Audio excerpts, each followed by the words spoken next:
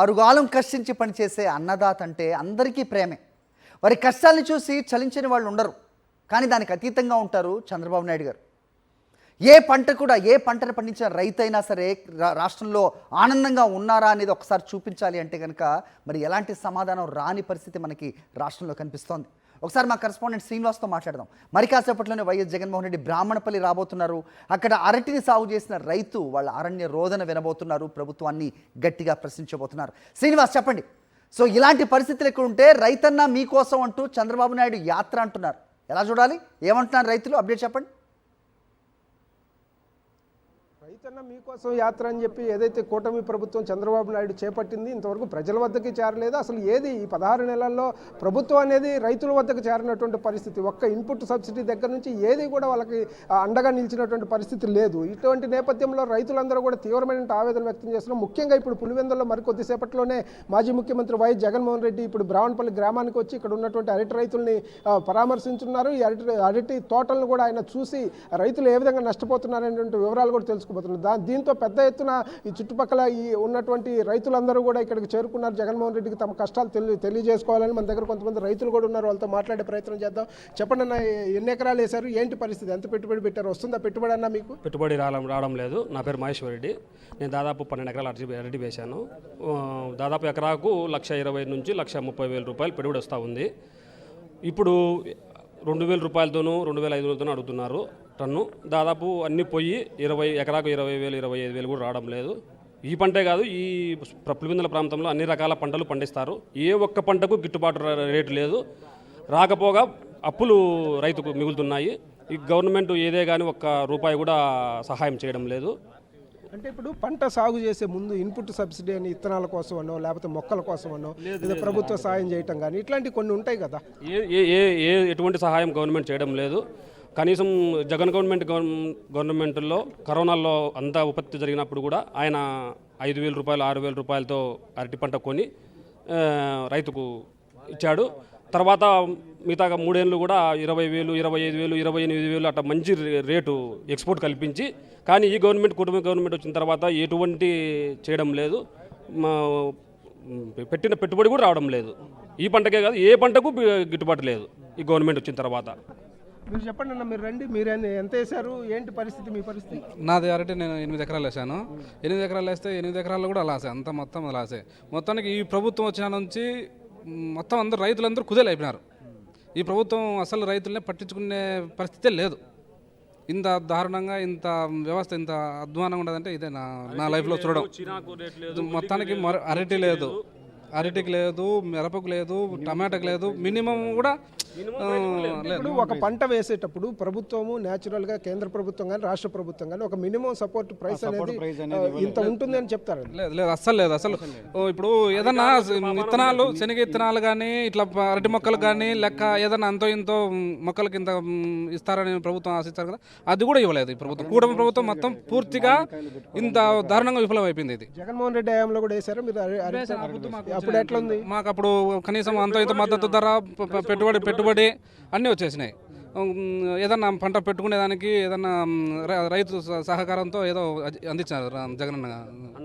మీకు ఇక్కడ ఒక కోల్డ్ స్టోరేజ్ ప్రాసెసింగ్ ప్లాంట్ అవన్నీ పెట్టారు కదా, దాని పరిస్థితి ఏ విధంగా ఉంది? జగన్మోహన్ రెడ్డి గారు కోల్డ్ స్టోరేజ్ ఆ రోజు జగన్ సార్ పెట్టారు. ఈ బుద్ధు దాన్ని అసలు పట్టించుకునే నాదుడే లేడు. దాన్ని పూర్తిగా విఫలం అయిపోయింది. అది వాడుకోవడానికి కూడా దారుణంగా ఉంది. అది అంత అధ్వానంగా ఉంది. ఇంత దారుణంగా ఎప్పుడు లేదు. చెప్పండి, ఎట్లా ఉంది? ఏంది పరిస్థితి అన్న? నా పేరు బాబురెడ్డి. చిన్నరంగాపురం దగ్గర 5 ఎకరాలు గుత్తగా తీసుకొని నేను నా ఫ్రెండ్ అరటి పెట్టడం జరిగింది. కౌలుకు తీసుకొని మరి అరటి పెట్టడం జరిగింది. అంటే ప్రీవియస్ గవర్నమెంట్లో మనకి మద్దతు ధర ప్రకటించారు. ఎంఎస్పీ అనేది ప్రతి ఒక్కరికి పెట్టడం జరిగింది. అరటికి కానీ ఉల్లికి కానీ ఏదైనా సరే. ఉల్లికి హెక్టార్కి నష్టపోయినాం. మన తుఫాన్ వచ్చి అంతా నష్టపోయినాం. వర్షాలలో నష్టపోయినప్పుడు హెక్టార్కు 50,000 రూపాయలు ఇస్తారని చెప్పి ఇంతవరకు ఒకరి అకౌంట్లో కానీ 50,000 రూపాయలు పడినట్టు ఏ రైతు మాకు చెప్పలేదు. మేము రైతులుగా ఉండి కూడా మేము ఏ రోజు కూడా లబ్ధి పొందలేదు. ఏదో 5,000 రూపాయలు వేస్తాడు. అది కనీసం ఎకరాకు దున్నితే మేము ట్రాక్టర్ లేక ట్రాక్టర్ దానికి సబ్సిడీలు కానీ ఏమని కానీ ఇవ్వడం లేదు. ఈరోజు అరటిలో ఇప్పుడు ఏదైనా మాగిన కాయలు ఏదైనా పెట్టుకోవడానికి కోల్డ్ స్టోరేజ్లో కొన్ని రోజులు పెట్టుకుంటే అది మళ్ళీ ప్రైజ్ వచ్చిన తర్వాత అమ్ముకోవడానికి కూడా ఈరోజు కోల్డ్ స్టోరీ పరిస్థితి ఎట్లుందంటే చాలా దారుణంగా ఉంది. దాంట్లో పోవడానికి కూడా పాములు ఎలకలు తిరుగుతున్నాయి తప్పితే మనుషులు పోయి అరటి పనులు పెట్టుకుంటే కోల్డ్ స్టోరీ పరిస్థితులు అదే బయటికి పోయి పెట్టుకుంటే మేము ఒకవేళ ఏదైనా బయట కోల్డ్ స్టోరేజ్ ఇప్పుడు 16 నెలలుగా అసలు ఓపెన్ చేయలేదు అది ఇంతవరకు ఓపెనే చేయలేదండి. జగన్ సారు దానికి పెట్టుబడి పెట్టి దాని నుంచి గవర్నమెంట్ నుంచి ఫండ్స్ రిలీజ్ చేసి దాన్ని ఇక్కడ ఉండే రైతులందరికీ మంచి కోసం కడితే ఈరోజు దాన్ని దారుణంగా పాడు చేశారు. అంత పరిస్థితులు ఉన్నాయి ఈరోజు.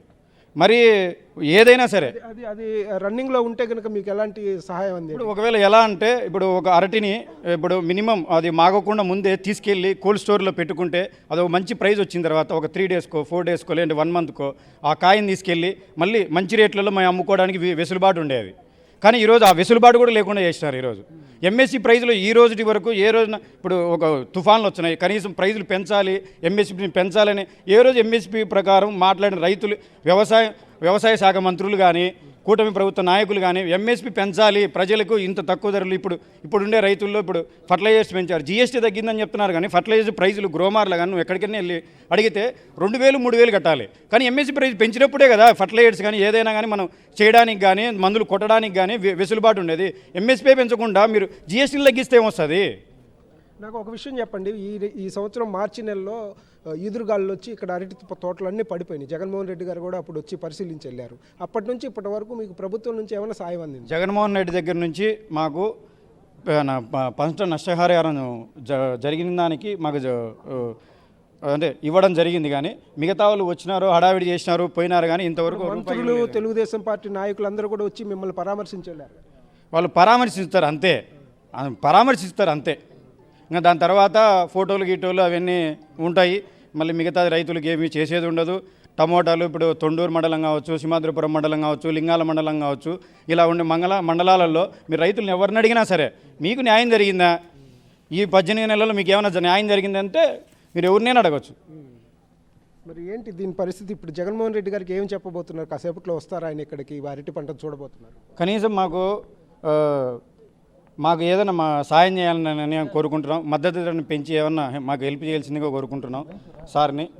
మా వంతుగా మాకు ఏమైనా కానీ అరటి పంట రైతుల నష్టాలకు ఇప్పుడు మేము 1.5 లక్ష అట్లా పెట్టుబడి పెట్టినాం. సో కౌలుకు తీసుకొని మరీ పెట్టాం. ఈరోజు ఏదో ప్రైజులు ఉంటాయి అది అని ఈరోజు అంత దారుణమైన పరిస్థితులు మాకున్నాయి. కనీసం మాకు ఏదో ప్రకటించి సార్ తరపున మాకు న్యాయం చేయవలసిందిగా కోరుతున్నాం. ఇది పరిస్థితి. మొత్తం మీద అయితే ప్రభుత్వము కల్పించుకోవాలి ఇప్పటికైనా. కానీ ఏదైతే అరటి రైతులే కాదు అన్ని పంటల రైతులు తీవ్రంగా నష్టపోయారు. ఏ పంటకి కూడా కీలకంగా ఏదైతే ఎంఎస్పీ అనౌన్స్ చేయటం కానీ ఆదుకోవటం కానీ ఇన్పుట్ సబ్సిడీ దగ్గర నుంచి ఏ దశలో కూడా రైతుకి ఈ ప్రభుత్వం అండగా లేనటువంటి పరిస్థితి స్పష్టంగా కనిపిస్తుందని చెప్పి వాళ్ళు చెప్తున్న నేపథ్యం అయితే ఉంది. మరి కొద్దిసేపట్లోనే ఏదైతే మాజీ ముఖ్యమంత్రి వైఎస్ జగన్మోహన్ రెడ్డి ఈ అరటి తోటకు రాబోతున్నారో ఆయన వచ్చిన తర్వాత ఇక్కడ ఉన్నటువంటి రైతులందరూ కూడా తమ గోడుని ఇతర పంటలకు సంబంధించి అరటి పంటే కాదు ఇతర పంటలకు సంబంధించినటువంటి రైతులు కూడా ఇక్కడికి వచ్చారు. వాళ్ళందరూ కూడా ఏదైతే రైతుల పరిస్థితి ఎంత దయనీయంగా ఉంది అనేది జగన్మోహన్ రెడ్డి దృష్టికి తీసుకెళ్లబోతున్నారు. ఆయన కూడా మొత్తం కూడా పంటని పరిశీలించి రైతుల కష్ట నష్టాలన్నీ కూడా తెలుసుకొని మాట్లాడేటువంటి అవకాశం కూడా ఉంది. ఆయన ఏదైతే మొత్తం మీద అయితే ప్రభుత్వం స్పందించాల్సినటువంటి అవసరం ఉంది అనేది అయితే రైతులందరూ కూడా కోరుకుంటున్న పరిస్థితి చాలా దయనీయంగా ఉంది. అరటి రైతుల పరిస్థితి అయితే ఒకప్పుడు జగన్మోహన్ రెడ్డి ముఖ్యమంత్రిగా ఉన్నప్పుడు దాదాపు 25,000 నుంచి 30,000 టన్ను ధర పలికినటువంటి అరటి ఇప్పుడు 2,000 నుంచి 3,000 కూడా పలకడం లేదు. అసలు మేము కొంటాము అని ముందుకు వచ్చేటటువంటి వాళ్ళు కూడా ఎవరు లేనటువంటి పరిస్థితి అయితే బయ్యర్లు కూడా ముందుకు రానటువంటి పరిస్థితి కనిపిస్తుంది. కూలీలకు చెల్లించడానికి కూడా వచ్చే డబ్బు సరిపోదు అనేది కూడా రైతులు ఆవేదన వ్యక్తం చేస్తున్న పరిస్థితి. అప్పులు తీసుకొచ్చి మరి కౌలు తీసుకుని కూడా కొంతమంది రైతులు ఏదైతే సాగు చేసినటువంటి పరిస్థితి అయినప్పటికీ కూడా వాళ్ళకి ఎటువంటి పెట్టుబడి అయితే ఎకరాకు 2 లక్షల రూపాయల వరకు కూడా పెట్టుబడి పడినప్పటికీ కూడా ఏదైతే వాళ్ళకి ఇప్పుడు అమ్ముకోవాలి అని అంటే ఆ ధర రావటం కాదు కదా, కనీసం 20,000 కూడా వచ్చేటువంటి పరిస్థితి లేకపోవడంతో దయనీయంగా పరిస్థితి మారిన నేపథ్యం అయితే స్పష్టంగా కనిపిస్తుంది.